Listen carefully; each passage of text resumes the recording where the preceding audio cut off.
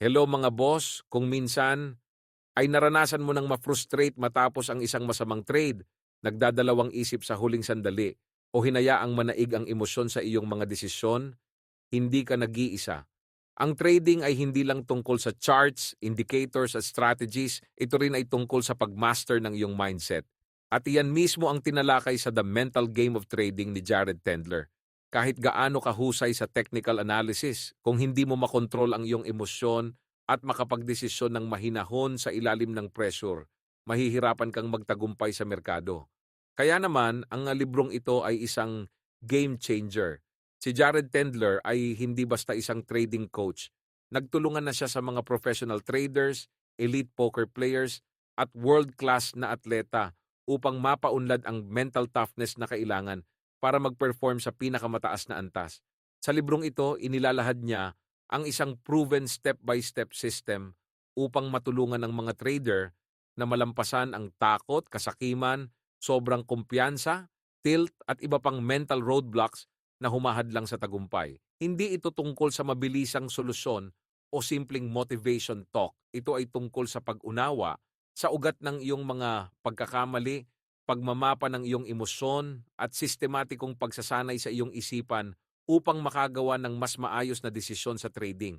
Kung gusto mong iangat ang iyong trading, alisin ang self-doubt at magkaroon ng matibay na kumpiyansa, manatili ka lang dito. Sa video na ito, babasagin natin ang mahahalagang aral mula sa librong ito sa isang simple, praktikal at madaling ma-apply na paraan.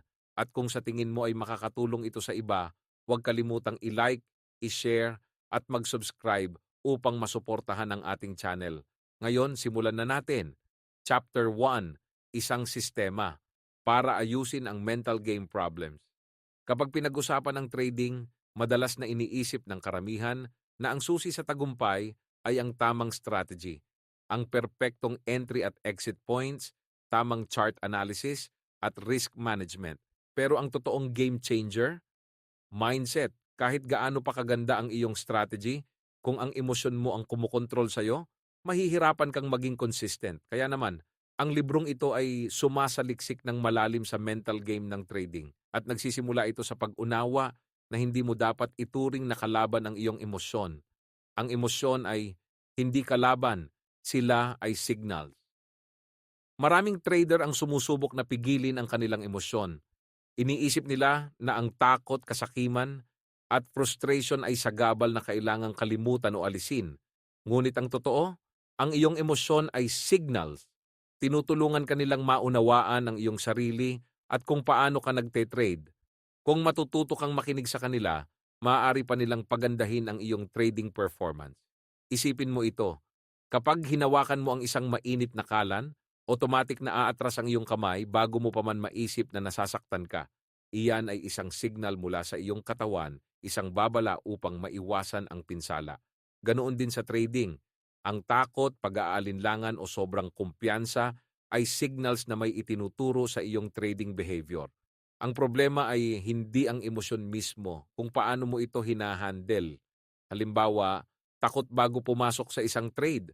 Maaaring hindi mo talaga naiintindihan ang strategy mo o masyado kang malaki ang risk, frustration matapos ang isang losing trade. Baka hindi mo sinunod ang plano mo o nag-trade ka lang dahil sa inip. Kapag hindi mo pinansin o inintindi ang mga signals na ito, mauulit lang ang parehong pagkakamali. Bakit kailangan mo ng sistema? Ang mga pinakamahusay na trader sa mundo ay hindi lang umaasa sa disiplina o willpower para makontrol ang kanilang emosyon.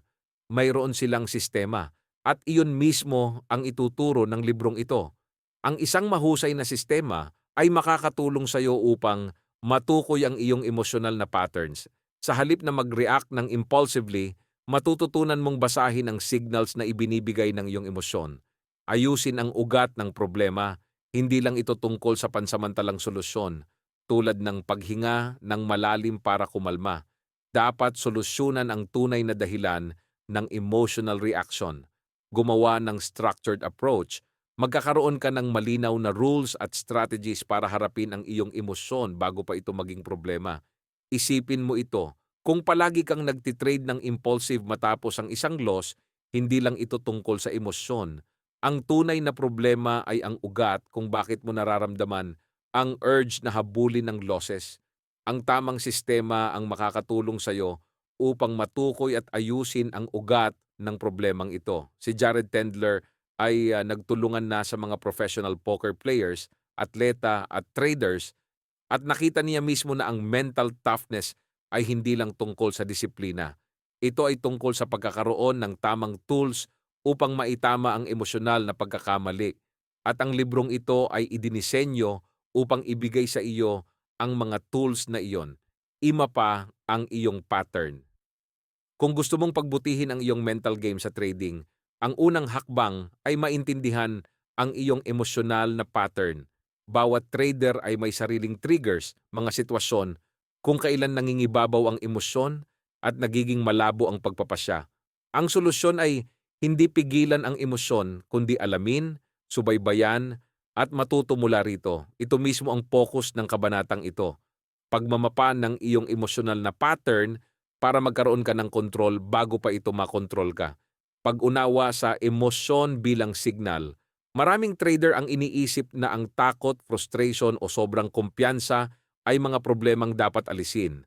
Pero sa totoo, ang emosyon ay signal. Ipinapakita nito kung paano ka mag-isip at kumilos sa trading, katulad ng pananakit ng katawan na nagsasabing may mali sa kalusugan mo.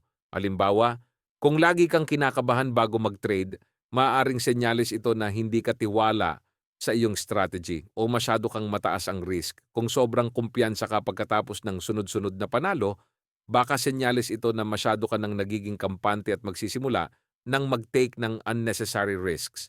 Ang problema ay hindi ini-analyze ng karamihan ng mga trader ang kanilang emosyon. Kadalasan, agad silang kumikilos ng hindi pinag-iisipan. Dito papasok ang mapping para makita mo ang mas malaking larawan. Saan nanggagaling ang emosyon mo, paano ito nakakaapekto sa trading mo, at ano ang dapat mong gawin tungkol dito. Paano gumawa ng emotional map para magawa ito? Subaybayan ang iyong emosyon bago, habang, at pagkatapos ng isang trade. Para itong mental blueprint na magpapakita ng paggalaw ng iyong emosyon sa iba't ibang sitwasyon sa trading. Narito kung paano ito gawin. Kilalanin ang iyong triggers. Anong sitwasyon ang nagdudulot ng emosyonal na reaksyon? Natatakot ka ba bago mag-trade? Naiinis ka ba pagkatapos matalo? Nagiging pabaya ka ba kapag nananalo? Subaybayan ang iyong emosyonal na reaksyon. Ano ang nararamdaman mo sa mga sandaling ito? Takot? Excitement? Frustration? Pagsisisi? Paano ito nakakaapekto sa desisyon mo? Nag-aalangan ka ba, gumagawa ng revenge trades o lumalayo sa iyong strategy? Hanapin ang pattern. May paulit-ulit bang emosyon na lumalabas sa ilang sitwasyon? Lagi ka bang sobrang kumpiyansa pagkatapos ng 3 sunod na panalo? Lagi ka bang nanghihinayang kapag napaaga ang pag-exit mo? Kapag naisulat mo ang mga ito, makikita mo ang mga pattern na dati mong hindi napapansin. At kapag nakita mo na, mas madali mo na itong maayos. Kasakiman, greed. Ang kasakiman o greed ay isang malakas na emosyon na kadalasang nagtutulak sa mga trader na gumawa ng pabigla-bigla at mapanganib na desisyon. Minsan, hindi nila namamalayan na naapektuhan na sila nito. Narito ang ilan sa mga pinakakaraniwang paraan kung paano lumalabas ang greed sa trading. Takot na maiwanan, FOMO, fear of missing out. Tuwing may nakikitang oportunidad, bigla kang napapakilos dahil ayaw mong maiwan sa kita. Ito ay nagre-resulta sa sobrang tagal ng paghawak sa trade, overtrading at pabigla-biglang pagkuha ng risk. Gustong yumaman agad. May mga trader na nararamdaman ang pressure na kumita agad ng malaki, maaring para patunayan ang sarili sa iba. Dahil dito, nagiging mainipin sila, hinahabol ang trades, gumagawa ng sobrang laking positions, at lumalabag sa kanilang mga patakaran. Pagiging addict sa dopamine. Ang panalo sa trading ay nagbibigay ng rush o excitement. Kapag nasanay ka sa thrill na ito, nagsisimula kang mag-trade hindi dahil sa strategy, kundi para sa excitement. Sobrang taas ng ego. Kapag iniugnay mo ang iyong self-worth sa iyong trading performance, madaling madaig ng greed ang iyong pagpapasya. Kapag nanalo ka, pakiramdam mo'y ikaw na ang pinakamagaling, kaya itinutulak kang magpatuloy ng walang limitasyon. Pero kapag natalo ka, maaaring magkaroon ka ng matinding emotional crash. Walang tiwala sa iyong strategy. Kung hindi ka tiwala sa iyong sistema, palagi kang magpapalit ng desisyon para lang siguruhing hindi ka maiwan sa kita. Sa halip na sundin ang structured plan, hinahabol mo ang bawat pagkakataon sa merkado nang walang malinaw na direksyon. Bakit ito mahalaga?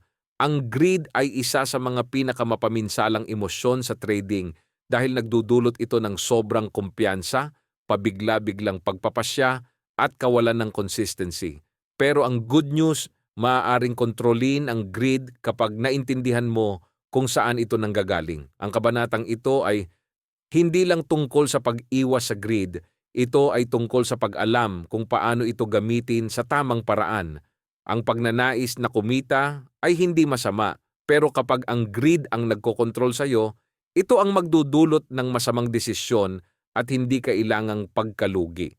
Kapag natutunan mong kilalanin ang mga senyales ng greed, i-map out kung kailan ito nangyayari at tukuyin ang tunay nitong sanhi, mawawalan ito ng kapangyarihan sa iyo. Sa halip na hayaan itong kontrolin ang iyong trading, matututunan mong gumawa ng mga desisyon base sa strategy, hindi sa emosyon, takot, fear. Ang takot ay isa sa pinakamalaking hadlang sa tagumpay ng isang trader. Maaari nitong pigilan kang mag-trade kahit may magandang oportunidad, pilitin kang mag-exit ng maaga bago pa umabot ang trade sa tamang target. Palampasin ang magagandang setups dahil sa pangamba sa pagkalugi, tuluyang pigilan kang magpatuloy sa trading dahil sa trauma ng mga naunang talo, habang ang greed ay nagtutulak sa sobrang pagkuha ng risk. Ang takot naman ay pumipigil sa isang trader na kumilos ng tama, pero narito ang katotohanan. Ang takot mismo ay hindi ang tunay na problema. Ito ay isang signal, isang tugon sa kawalan ng kasiguraduhan, risk o masasamang karanasan sa nakaraan. Kapag natutunan mong intindihin kung saan ito nanggagaling at paano ito nakakaapekto sa iyong trading, magagawa mong kontrolin ito. Ang kabanatang ito ay tatalakay sa iba't ibang uri ng takot sa trading, paano ito kilalanin, ano ang mga hakbang para ito mapagtagumpayan. Ang pagiging master ng iyong takot ay hindi nangangahulugang hindi mo na ito mararamdaman, kundi matututo kang gamitin ito bilang gabay upang makapag-trade ng may kumpiyansa at disiplina, anuman ang mangyari sa merkado. Ang kalikasan ng takot, ang takot ay may dahilan para umiiral. Ito ay idinisenyo upang protektahan ka mula sa panganib. Sa totoong buhay, tinutulungan tayo nitong iwasan ang mga sitwasyong maaaring magdulot ng kapahamakan. Ngunit sa trading, madalas itong nagiging hadlang sa iyong tagumpay. Sa halip na protektahan ka, pinipigilan nitong maisagawa mo ng maayos ang iyong trading strategy. Ano ang nagpapalitaw ng takot? Kawalan ng kasiguraduhan. Hindi mo alam kung ano ang susunod na mangyayari sa market. Masamang karanasan sa nakaraan, isang malaking pagkatalo ang nagpahina sa iyong tiwala sa sarili. Proteksyon ng ego, takot kang magkamali dahil maaaring masira ang iyong kumpiyansa. Kawalan ng kontrol, hindi mo mapipilit ang market na gumalaw ayon sa gusto mo, kaya nakakaramdam ka ng kaba. Kapag hindi mo na kontrol ang takot, lilimitahan nito ang iyong pag-unlad bilang isang trader. Pipigilan ka nitong pumasok sa magagandang trades, gamitin ang tamang risk management at sundin ang iyong plano ng may kumpiyansa. Mga karaniwang palatandaan ng takot sa trading minsan. Hindi halata ang takot, madalas itong nagtatago sa anyo ng labis na pag-iingat. Ngunit sa totoo lang, ito ang pumipigil sa iyo na gumawa ng tamang desisyon. Narito ang ilan sa mga palatandaan na takot ang kumokontrol sa iyong trading. Nag-aalinlangan bago pumasok sa trade. Nakikita mo ang perpektong setup pero hindi ka makapagdesisyon. Naghihintay ka ng labis na kumpirmasyon hanggang sa mahuli ka sa entry. Agad na isinasara ang winning trades. Masyado mong pinangungunahan ng market dahil natatakot kang biglang magbago ang direksyon. Hindi mo hinahayaan na lumaki ang iyong tubo. Iniiwasan ang pag-trade matapos ang pagkatalo. Isang sunod-sunod na talo ang nakakapagpababa sa iyong kumpiyansa, kaya nag-aalangan kang sumubok ulit. Naglalagay ng sobrang liit na risk. Takot kang matalo, kaya sobrang liit ng taya mo, hanggang sa wala kang tunay na kita o progreso. Kung nakikita mo ang sarili mo sa alinman sa mga ito, nangangahulugan na ang takot ang siyang nagpapagalaw sa iyong mga desisyon sa trading. Paano i-map ang iyong takot? Para makontrol ang takot, kailangang alamin mo muna kung paano ito nakakaapekto sa iyo. Dahil iba-iba ang pinagdadaanan ng bawat trader, mahalagang maintindihan mo ang pattern ng iyong takot upang makabuo ng mga estratehiyang makakatulong sa iyo.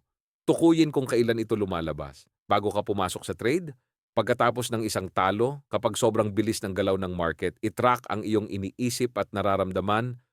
Ano ang tumatakbo sa isip mo kapag nag-aalinlangan ka? Natatakot ka bang maulit ang dating pagkakamali? Hanapin ang mga nauulit na pattern.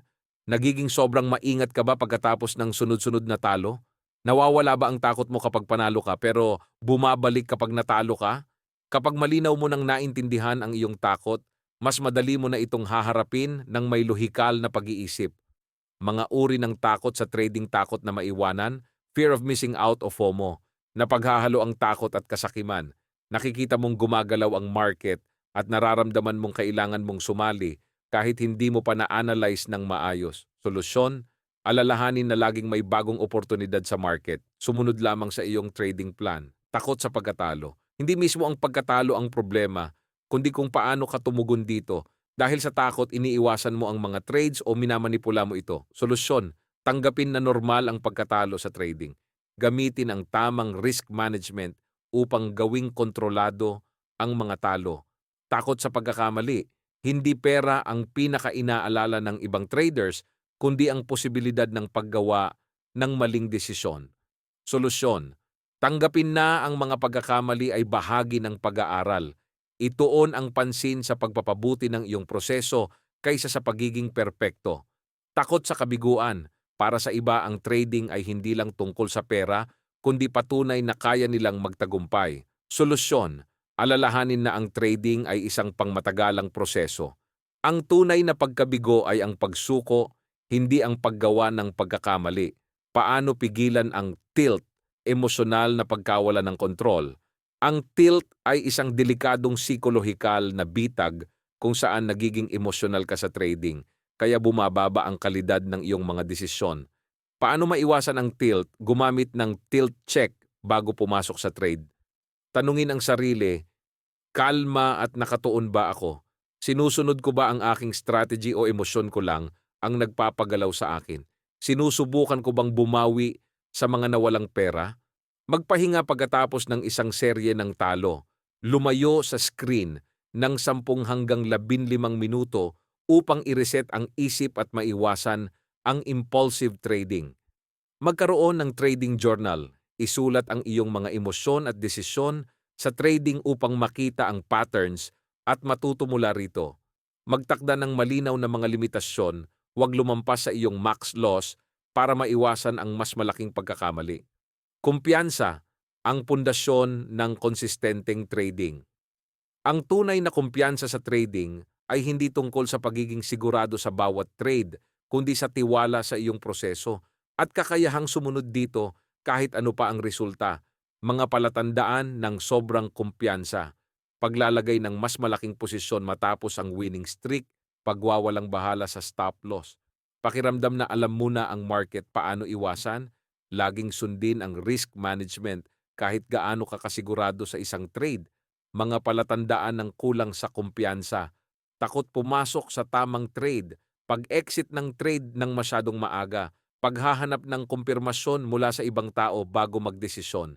Paano ayusin? Ituon ang pansin sa pagpapatupad ng tamang proseso, hindi lang sa panalo o talo. Disiplina, ang susi sa pangmatagalang tagumpay sa trading. Alam mo ba kung ano ang dapat mong gawin, pero hindi mo pa rin nagagawa? Ang disiplina ang kulang. Ang disiplinadong trader ay sumusunod sa trading plan, gumagamit ng tamang risk management, at iniiwasan ang impulsive trading. Paano palakasin ang disiplina? Gumamit ng trading journal para i-track ang mga desisyon at emosyon mo.